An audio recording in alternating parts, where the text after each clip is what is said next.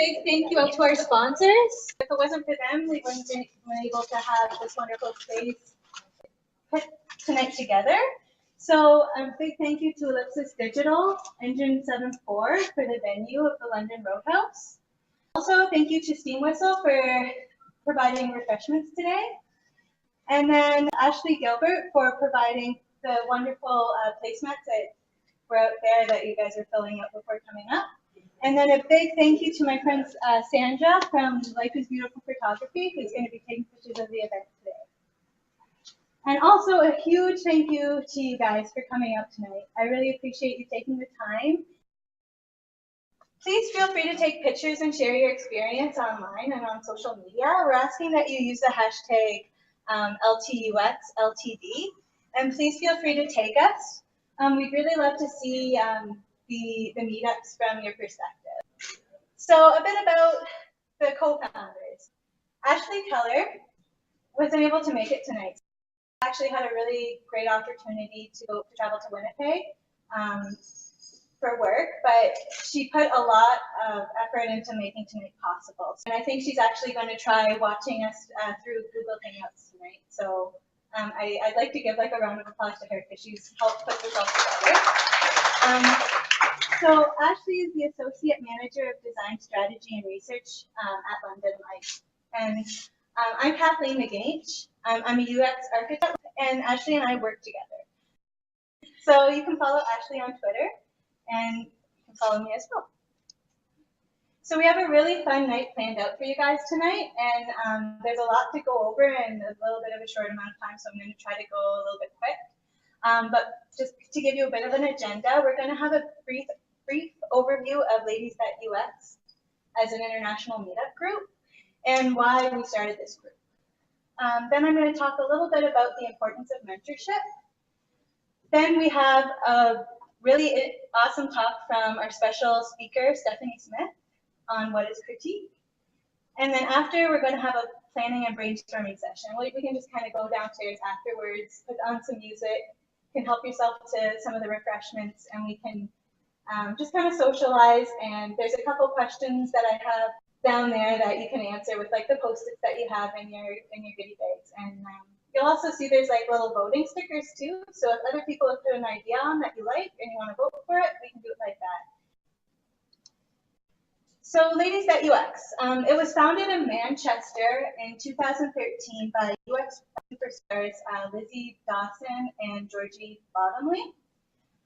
They both used to work together, and one night they went out for a couple drinks and they were just kind of talking about the industry, and they noticed that across the industry there was a real lack of women in mid-level and more senior roles, and they kind of noticed they didn't really have any role models.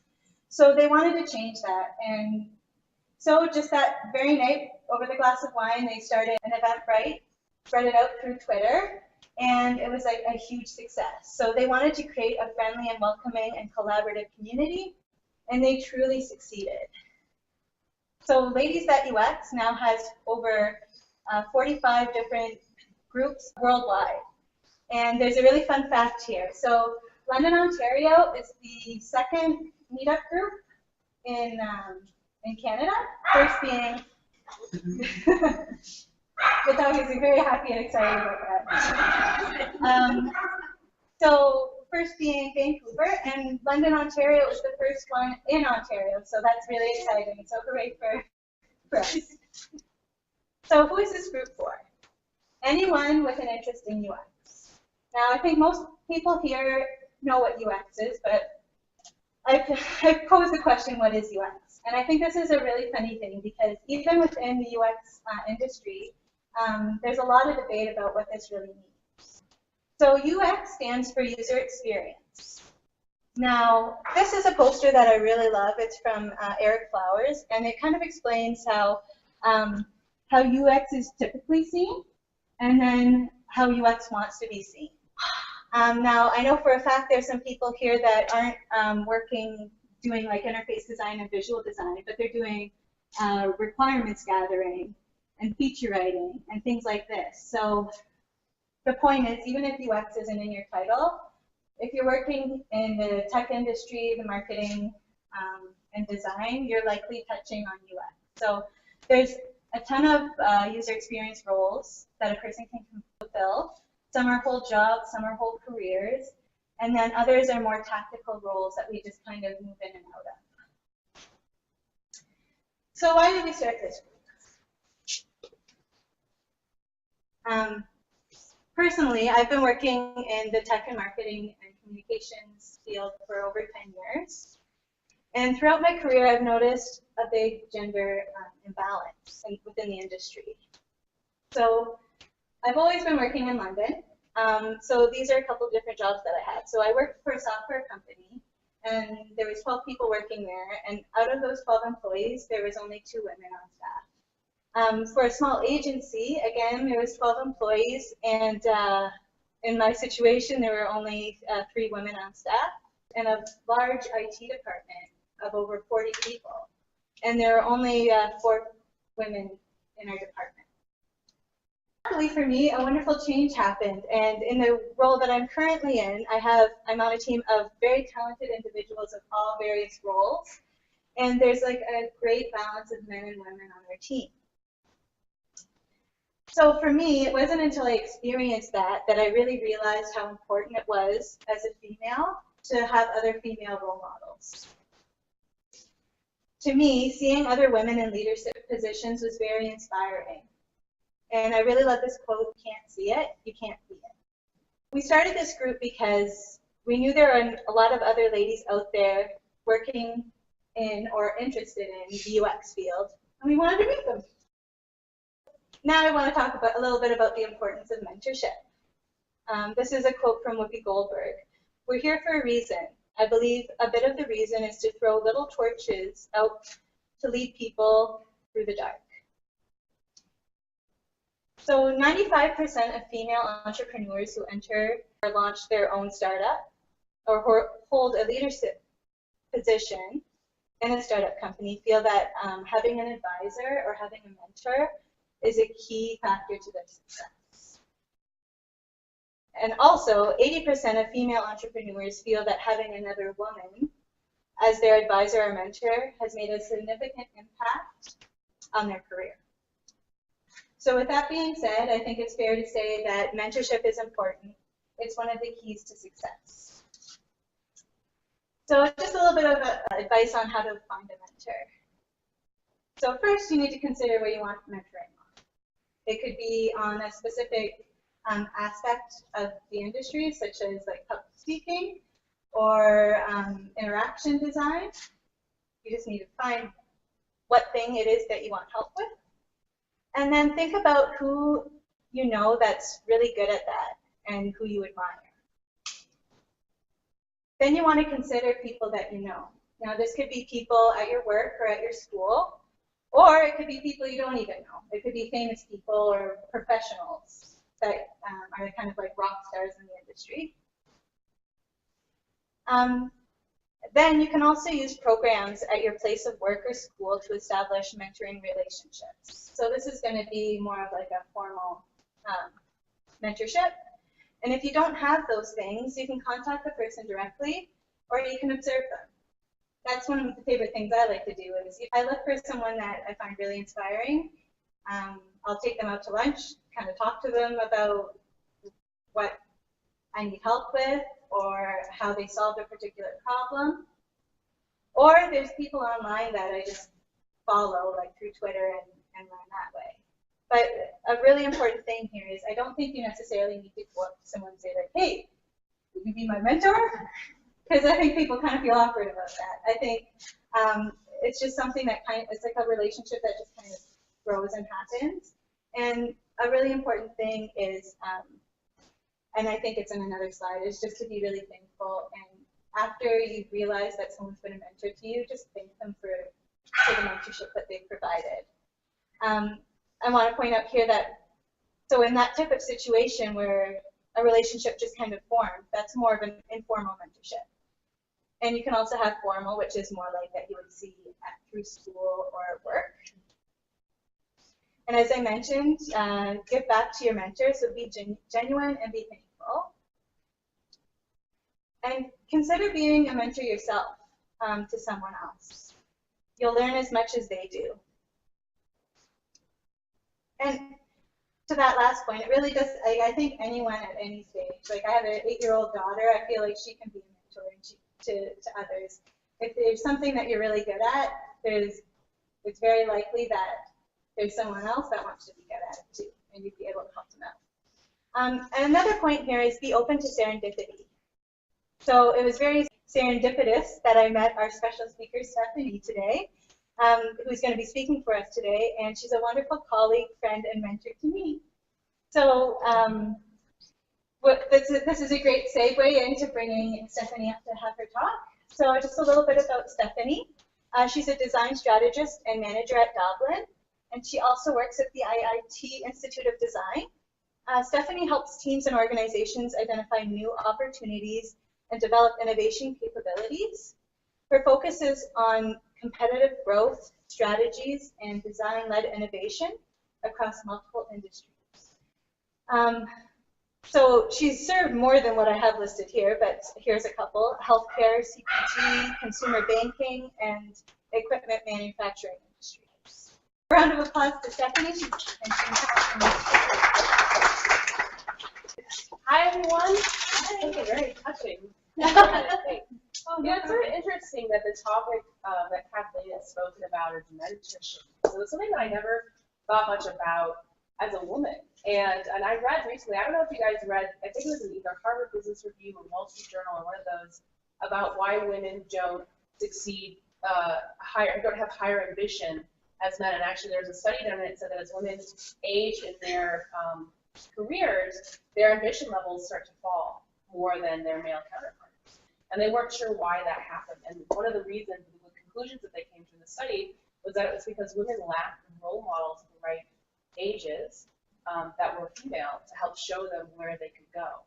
And so it's sort of interesting because they did look at things that were structural within those organizations, and they looked at other things that you might think were reasons for a barrier for women not to have that ambition. Maybe they left the workforce to raise a family or things like that.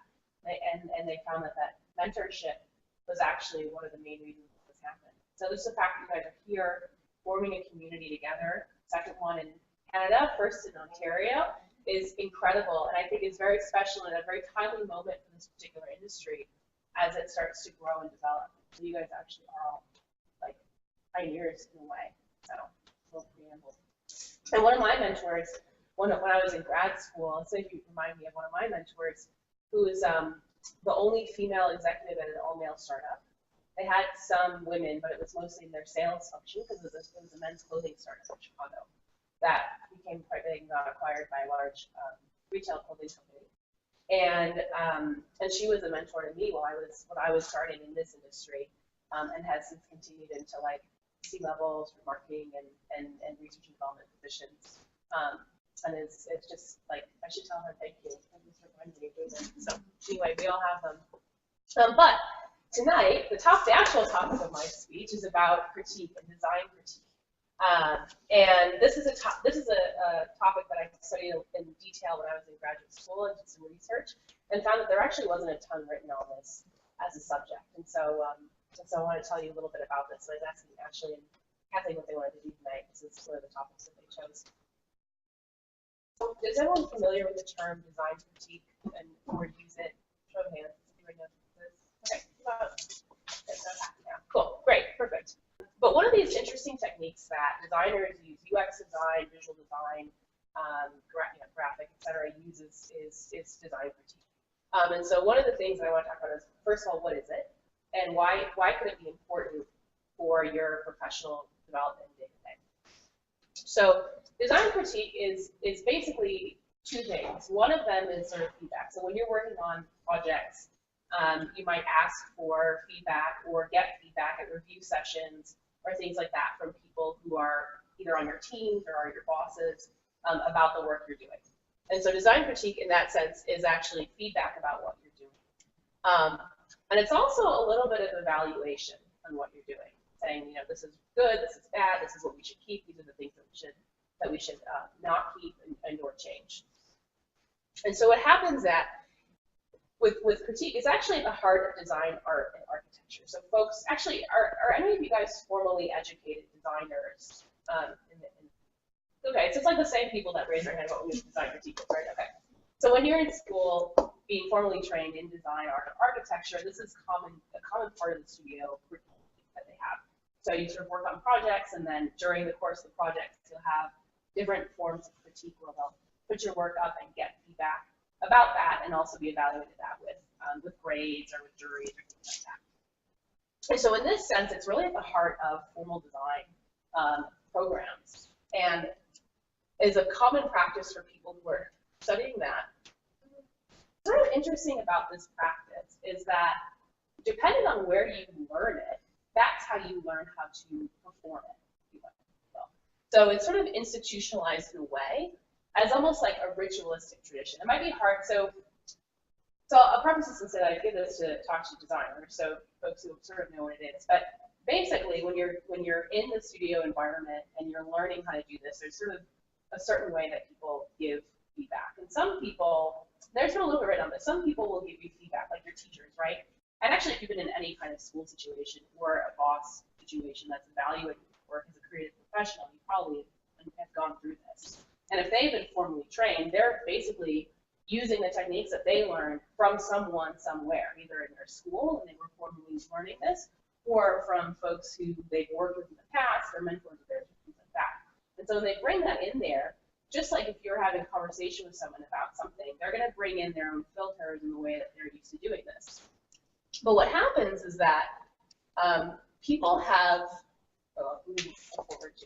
so people have different ways of doing this, and that can conflict at sometimes. But to back up just a second, there's actually what we call critique, there's actually 4 different types. And think about, you guys probably do this already, and just don't sort of think about it with this frame. So if you think about it it can be formal or informal or public and private. So what we're calling desk critique is like if you're working on a piece and you're saying, okay, I'm working on this flow, I'm working on this design, and I want my colleague, Kathleen, to come over and take a look at it. Because I think I need another set of eyes on this to see what's going on. That's sort of what we're calling this, like, desk critique. Very informal, it's private. You're not like, showing it to everybody, but you're just sort of getting some one-on-one or some guidance on that. So if you want to go a little bit more formal with that, you're sort of like a pin-up critique idea, which is where you put your designs on the wall, your work on the wall, and then folks sort of come through and more formally, you talk about what your work is, and then they give you feedback on what that is. And they might say, why did you do this? Or did you change these elements or things like that? Then if you get a little bit farther into the public space, there's like juries and reviews. And these are the things, like if you're in school where you might have a panel of judges and you have to present your work and then they give you feedback on this. A little bit of a higher stakes environment. It can actually be like super nerve-wracking if you're not really used to getting that type of feedback as well. And then finally, on the informal spectrum is this idea sort of an open house, where it's like, you're just getting all of your work up, people are kind of coming through, they're looking at it, but there isn't as much of a sense of evaluation when they're actually looking at the work that you have. So in design, there's actually like 4 different types of design critique, which if you are a designer or a UX designer, then, sometimes you only think of it in one way. There's actually it happens in multiple different ways.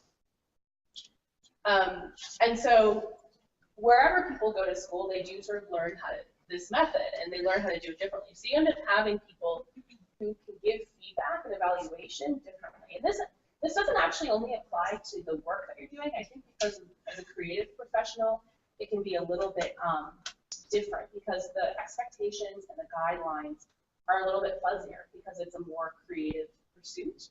But if you think about it from any type of evaluative thing at work, right, like a performance review or project review or things like that, that also could be considered a type of critique or feedback. But in design in particular, there are definitely some commonalities that if you're giving feedback to other people about the work that they're doing, that is good practice. And so even if you don't think about it in a formal way, like I'm giving critique or this is design critique, and you're just trying to improve your work, there are a couple of tips that you can use that can help make that process a little bit easier. Because sometimes as creative professionals, like you're sort of close to your own work, and it's difficult that sometimes to get feedback from people who are giving it to you if you don't agree with them. And on that note, really the aim sort of, if you think about it, is to make the work better. It says the work down here, sorry, it's hard to see at the bottom. And so the aim is essentially the same. So whether you're the one presenting your work to someone else, or someone else is evaluating or giving you feedback, the aim is really to make the work better, which kind of makes it different than art in a way, right? It's not necessarily just your own expression of how you're interpreting the world, but it's about something that's a little bit more practical for the aim of design.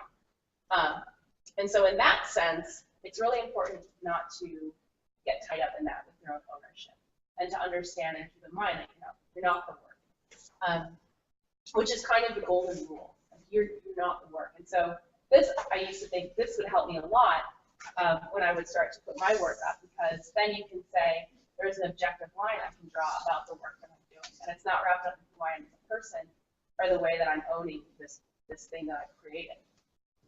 Especially if you're creating stuff that's new. Like all of us are involved in creating things. That's very tricky. Okay, so what does this have to do with business and what you guys are doing? So the other thing about this is that, sometimes you'll find people who are working on things at, on your project or whatever, and they're kind of like stuck and they don't know what to do. And it's like hard, you're like, I don't know how to tell them like what's going on, or start to solicit some of their ideas. And they don't feel good, It can be really, really difficult, and they can get really, really stuck with what they're working on. And this is actually an opportunity to practice critique. And this is where if you have a regular practice of critique as a designer, in any of those ways, formal or informal, public or private, that you can help move the work forward and help bring people out of their shells a little bit and start to get better and to get aligned on the same page. Because if you take a step back and you do want to open up other people to that process, then giving them the permission and having an institutionalized or sort of a regular practice of critique can help them get unstuck to be prepared for those times that they're doing demos or for the other deliverables that are part of your job. So it gives people this permission to be imperfect, to have works in progress and to share what they're working on. Because one, they're not separate; they're separated from the work. You don't own, it's what you're doing is not part of your identity. It's part of the aim to make the work better and to complete what you're doing in the project. And it helps create a guide and it solicits help from others to help continue to move forward. Okay, so I kind of alluded to this earlier. A little bit more of a reveal, but these are some of the tips that are, I think, important best practices when you're practicing design critique. And actually, recently there was a blog post that was reposted from Airbnb. This one from Airbnb. No, Facebook. Facebook about, is it, right? That you shared with me? No, that Ashley sent. Facebook, right? Yeah. I think it was Facebook, and it was about like different best practices for how they actually perform critique at their own organization, which are very similar to these. So one of the things is if you're actually, let's say you're working on a project and you're like, okay, I'm going to get eyes on this first. I don't typically do this. I usually just show it when I think it's ready, but I'm kind of stuck. Something that's very easy to do is to ask someone to look at it, but to tell them what you want feedback on. So you sort of set it up where you say, okay, this is what I'm working on. This is how I made the choices that I made, and I would like your feedback on X, Y, and Z. And that way, they know exactly what to give you feedback on, and they can separate the things that you need feedback on because they're more complete versus the things that you're still working on and figuring out. And that way, it gives them a sense of what they can give you some feedback and evaluation on. That preserves that in-process work and also keeps them from derailing the whole conversation about like random stuff that you're still working on. And observing and listening is really important too. So if you're giving critique to someone else, asking open-ended questions, listening to how they're discussing their work, and observing them is also really useful technique rather than sort of just opining on your philosophy of what they're doing or the details of what that is. Starting with a positive is always really good. They talk about the sandwich technique when you're giving like people feedback. Have you guys heard that? When you're giving like talking to people, it's like say something good, then like say the thing that like is not as good, and then end with something good. Which like in design critique in those formal situations like tends not to happen. I think more often than not because there's a little bit of like there could be a little bit of a dynamic which is like teacher and student, like I know better and you need to learn how to do this and get a thick skin and all that stuff. It's kind of bullshit because really you just want to make everything better. You don't want to like tear the person down, forever, which sometimes happens. It's ridiculous. So being positive is not bad. Not that you should always use the sandwich method if it's like, if you have nothing good to say, but it's not a bad thing. You want to also say the important stuff like first, so that you can make sure that that you get it out, you know, that you address it, rather than sort of like leading up to it, get that positivity. And finally, like separate yourself. Super hard, but super important. Okay. Also, when this happens, it can happen at any point in the project. So in the beginning, it might be more one-to-one. It might be like, oh, I'm working on something, I need some help, or some ideas, or thoughts, and feedback. So I'm just going to ask Kathleen to buy. But in the middle, you know, you may solicit it from multiple people, or have reviews with folks and things like that. And same as at the end. So it's not like there's one certain place where you can different times of the project. And the other thing is, which could be sort of interesting, is you can actually use it with like clients that you might have, if you're working with folks, if you're working together, if you're working on projects together, it could be a really useful tool to help air some of those creative differences, or you know, continue to push that work forward. It doesn't have to be confined to your own team. And you know, basically, bottom line, you just have to sort of separate yourself. Remember the golden rule: you're not the work. Make the expectations clear. And then that'll be great. Because if you don't, like, if everyone's on the same page, like, it feels like heart-wrenching. This is when I put this together, it's like I know that's a cool like Lego thing. That's sort of exactly how it feels when you're putting your own work back in front of others and like getting feedback on it. It's really scary. And that's it.